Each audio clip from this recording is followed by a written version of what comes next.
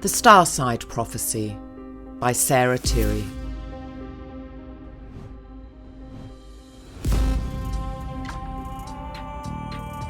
Read by the author. Chapter 27.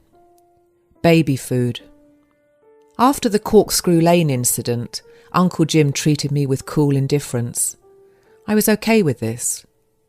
The respect I had initially felt towards him had evaporated, but my bond with Auntie Joan was deepening, and maintaining its cohesion was foremost in my mind. I never mentioned what had happened to Auntie Joan, and she never suspected that her husband's emotional withdrawal from my life was rooted in anything other than his spiralling depression. I also understood that Uncle Jim ruled his roost, and I could have easily been banished. It was for this reason that I was quick to communicate to him that he could be confident that I would keep my mouth shut. By behaving normally, I had done this silently, and he had understood, equally silently. I spoke to my mother once a week. Sunday evenings were good for her. She didn't ask too much about my life, but there wasn't much to tell her anyway. Life behind the scenes at Doddenall's was just as fucked up as life had been with her, but more predictable and orderly. I phoned my dad whenever I felt the urge, and he encouraged this and was always glad to hear from me. But more often than not, the phone would just ring and ring because he was not home. I would picture in my mind's eye where I thought he was, sitting on a bar stool in some pub that sold Danish lager by the pint and where the jukebox was not annoyingly loud. My dad had recently told me that his divorce was about to be finalised and my brother would soon be living with him.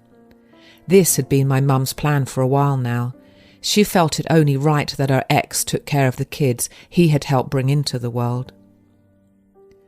My dad had found a temporary rental on the south coast of England, and he sounded happy that my brother would begin a new chapter with him. He told me that he now wanted me to come and live in Brighton with him, but I was not able to join him immediately because a summer vacation to a holiday camp had already been booked for Tim, and Tim wanted me to come, and I didn't want to disappoint Tim. He already had enough to deal with. This meant I wouldn't be leaving Somerset until the end of July. I was okay with this. The thought of life changing again was a bit overwhelming. Uncle Jim's depression was getting worse. His work in the community had lessened, and he now spent endless hours in his armchair puffing at his pipe and waiting for the day to end. He seldom acknowledged his wife or me. When I first arrived, I was the special one, the centre of his world, but now I was just another piece of furniture. A part of me felt sorry for him, and a part of me was absolutely furious. "What the hell's the matter with him?" I once asked Auntie Joan, irritated. I was more upset about Uncle Jim's shoddy treatment of her than I was about his unresponsiveness towards me. "Don't say hell, dear, and don't worry about it. It's not you, he's a very sick man." She reaffirmed again that her husband was taking very strong medicine and that I should go about my day as if nothing at all was wrong. She meant that I should act as she did and ignore the elephant in the room, treat him as if he was a normally functioning, well-adjusted man.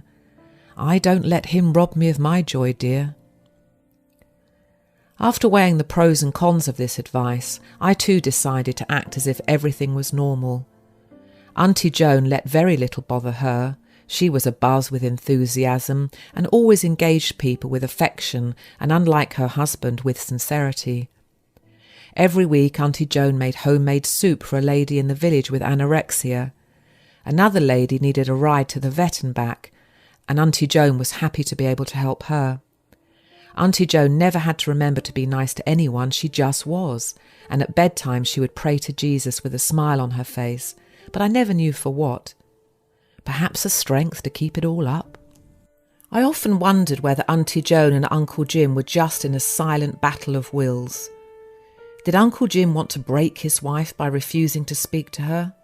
And was she capable of preventing it? It seemed like it. But I occasionally wondered whether her passive resistance to his behaviour actually made things worse.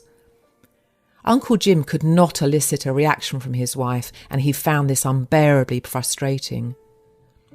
Was it a war of attrition which went on week after week, the game of making sure his crazy did not make her crazy, the unspoken rule of the home? Jesus. Auntie Joan loved to cook, and the presentation of her meals was very important to her. If gravy had spilled on the edge of the plate, she wiped it off. If a pea had wandered off to the mashed potatoes, she returned it to its proper place. Auntie Joan made sure the meals were not only nutritionally balanced, but colour coordinated.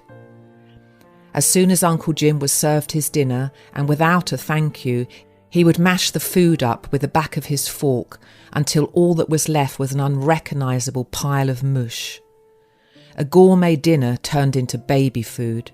He did this every time, no matter what had been prepared or how much effort had gone into the preparation. It was just another insult that Auntie Joan had to pretend didn't bother her. Or maybe it did. I wouldn't have known. "Glad you enjoyed your dinner, dear. Would you like some apple pie? I baked it fresh this morning." No words, just a barely perceptible nod and another test to pass. A 10-inch homemade apple pie would be carefully set down on the middle of the dining table. Auntie Joan would then go back into the kitchen to get the pre-warmed jug she had just filled with homemade vanilla custard. All her pies had a sugary crust indented with a fork to make perfect ridges around the edge. In the middle would be an arrangement of cherries that she had sculpted from the leftover pastry. She always basted her pies with a mixture of milk and egg yolk to make them golden. "Would you like some custard with it, dear? I made it with double cream just like your mother used to." "Here you are, dear, and there's more if you would like it." Without saying a word, Uncle Jim would again mash the whole thing into a mound of mush, and after he had eaten it, Auntie Joan would remove the plate, saying something like, "Glad you enjoyed your pie, dear. Why don't you go and put your feet up? I'll put another log on the fire and bring you a nice cup of coffee." I could hear Auntie Joan's voice ring out in my head. "He's not going to rob me of my joy, dear." Auntie Joan spoke to her husband, knowing he would not answer, but she never let that deter her. "Who won the cricket, dear?" No answer. "Don't forget you've got to be at the dentist at noon tomorrow." No answer. "The Coleman should be here on Friday. It's going to be freezing next week. Perhaps we should order a bit extra." No answer. "Can you believe little Christopher's going to be 3 soon?" No answer.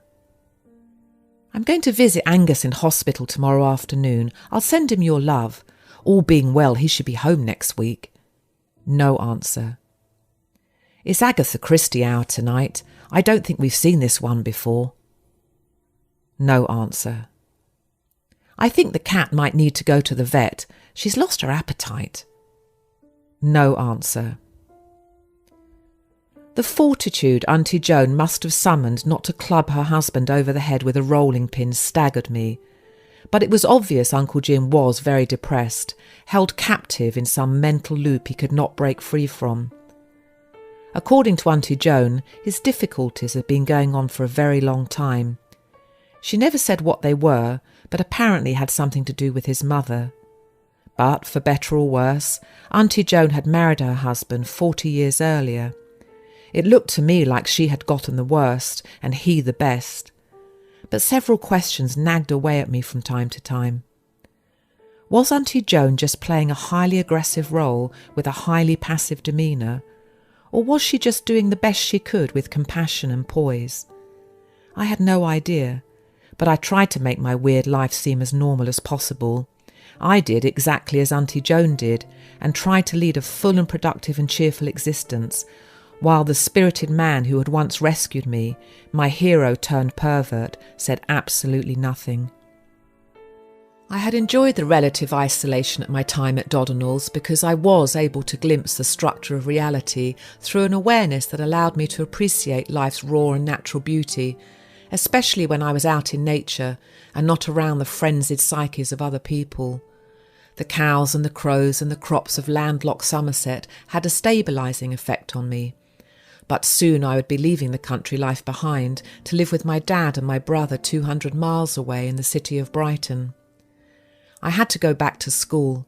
I was not excited about that part. But I was happy that my dad and my brother and I would be living together as one small happy family. and the fact that the backdrop to all this was a new adventure felt mostly okay. I had never lived in a city, just towns and cuckoo's nests. I had learned to live with Uncle Jim's round-the-clock brooding, and although his indecent behaviour was still a fresh memory, I was still grateful to him for rescuing me from Becky's. I loved Auntie Joan. She was rock solid and believed right action governed by a positive mental attitude to be the moral creed for life. I decided to make a valiant attempt as well to enjoy the rest of my time with her, but the fleeting trepidation I felt about my future didn't always make it easy, or perhaps it was psychic intuition. It was on a Wednesday evening prior to my departure from Dodonall's that my dad called. He told me that there had been a change of plan. All summer it had been understood that I would live with my dad and my brother, but now I was told I would be moving in with his new girlfriend's 2 teenage daughters. As I listened, frowning, my dad paused to inhale his cigarette to let this news sink in. Auntie Joan hovered so she could listen to my end of the conversation. My dad had delivered this blow as if he had been delivering the best news I could ever possibly hear. I had only met his new girlfriend once or twice when he had visited, and she had seemed nice enough, but I had not met her 2 daughters and had no idea whether they were nice or not. If my dad had been trying to sell me a stay in hospital, I would have been more enthusiastic. I could not jump at the chance as he would have preferred, or anything close to it. I was dazed, but had no energy to protest. Not that it would mattered had I been able to. My dad's new girlfriend, Shirley, had already moved in with my dad and my brother, and there was no bed for me there. "Darling, it's a genius idea. You'll love it. You'll have us, but you'll be independent as well. Lots of kids your age would jump at the chance," declared my dad.